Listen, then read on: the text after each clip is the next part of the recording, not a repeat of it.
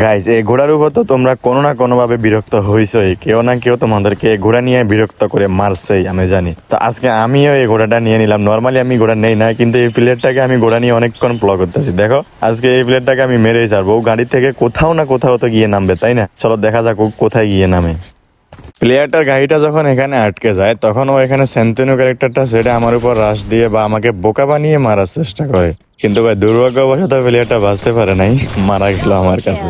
তারপর এখানে আমার উপর থার্ড পার্টি দুইটা প্লেয়ার রাশ করে দেয়। তো আমি যখন কভার নেই, তখন যে খেয়াল করি যে না, তারা নিজেরাই রাশ আবার ফাইট করতেছিল। তো আমি তাদের সাথে ফাইটে না গিয়ে আমি এখান থেকে সুন্দর করে মানে কেটে পড়ি। মোটামুটি জুন শেষের দিকে, আর আমি গোড়া নিয়ে এখানে এসে দেখি একটা প্লেয়ার ব্যাটার পিছে কভার নিয়েছে। তো আমি এটাকে পিছন থেকে কভার করে দিই, মানে ক্লোজ করে দিই। তা পরবর্তী দেখি যে সামনে ওই ঘরে একটা প্লেয়ার আছে, ওটার সাথে ফাইট করতেছে।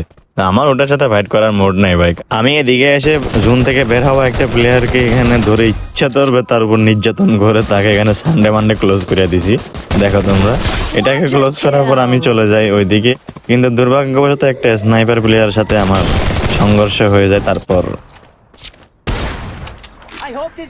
গেরিনা আমাকে আসমান থেকে আবার ডেলিভারি করে দেয়। কিন্তু গেরিনা ডেলিভারি করলে কি হবে, নিচের প্লেয়ার গুলার আমাকে মানে অ্যাকসেপ্ট করতে কষ্ট হয়েছিল, তাই তারা আমাকে মাটিতে নামার আগে আবার আমার লবিতে ডেলিভারি করে দেয়।